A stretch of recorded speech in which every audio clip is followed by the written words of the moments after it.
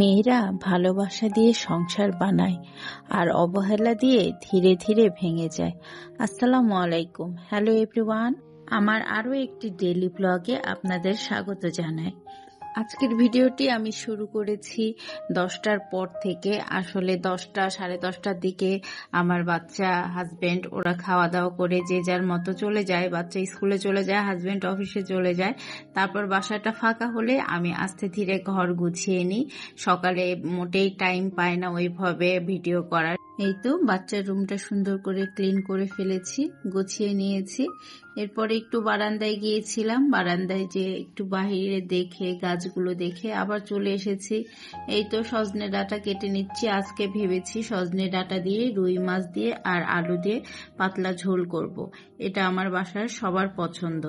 তো যাই হোক, কুটা বাছা সেরে আমি কিন্তু এই যে মাখিয়ে তরকারিটা তুলে দিয়েছিলাম, হাতে মাখিয়ে তুলে দিয়েছি। আসলে এইভাবে খেতেও অনেক মজা হয়, আবার অনেক সময় আমি কষিয়েও রান্না করি, সেটাও মজা হয়। আর এদিক থেকে রাইস কুকারে ভাতটা হয়েই গিয়েছে। তারপর বারান্দায় চলে গিয়েছিলাম। এই যে কাপড়গুলো যেগুলো খেচে দিয়েছি সকালবেলায়, সেগুলো কিন্তু শুকিয়ে গেছে, কিন্তু এখন মোটেও টাইম নেই যে এগুলো আমি ভাঁজ করব, আর ভালোও লাগছে না। পরে করে ফেলবো কোনো এক সময়। এরপরে রান্নার কাজ সেরে এখন ফাঁকা ছিল। অন্যান্য কাজের সাথে মনে হলো আমার মানি প্ল্যান্ট গাছগুলো একটু ক্লিন করা দরকার। এক সপ্তাহেরও বেশি সময় হয়ে গেছে আমি এগুলোকে পানি দিয়ে ধুয়েও দেইনি, চেঞ্জও করি না। আসলে এত ব্যস্ত শিডিউল যাচ্ছে, কি বলবো, যে আমি কোনো দিকেই গুছিয়ে উঠতে পারছি না।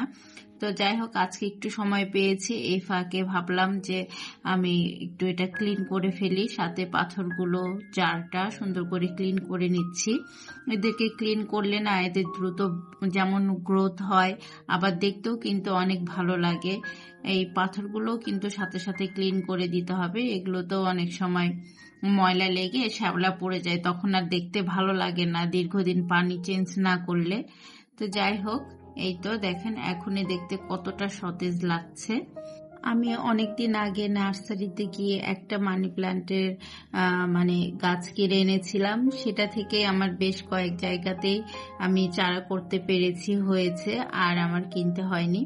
তো গতকালকে কিছু ডিম কেনা হয়েছিল, তো ভাবছিলাম যে আমি বিকালে ক্লিন করব। তো এখন আর মনে হলো যে বিকালে করি না, যেহেতু হাতে টাইম আছে করে ফেলি। তো এখনই আমি ক্লিন করতে বসে গেলাম। ক্লিন করা হয়ে গেলেই ঝামেলা মিটে যায়, ফেলে রেখে লাভ নেই।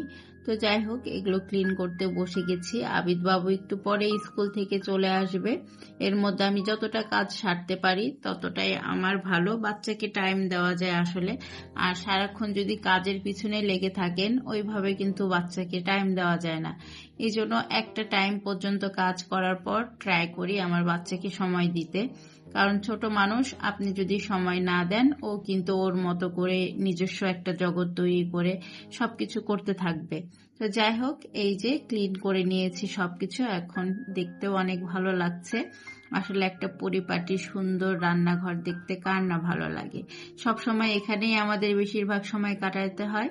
আর এই যে সন্ধ্যা হয়ে গিয়েছে, তো বাচ্চাকে পড়তে বসিয়েছি, আর এই ফাঁকে কাপড়গুলো গুছিয়ে নিচ্ছি। বাচ্চার কাছে না বসে থাকলে তো পড়াশোনা একদমই করবে না। এই জন্য ও যতটুকু সময় পড়ে আমি ওর কাছে থাকার চেষ্টা করি, আর এই ফাঁকে কাজগুলো সেরে নিচ্ছি। তো আজকে চলে যাচ্ছি, দেখা হয়ে যাবে অন্য কোনো একটি ব্লগে। সেই পর্যন্ত আল্লাহ হাফেজ।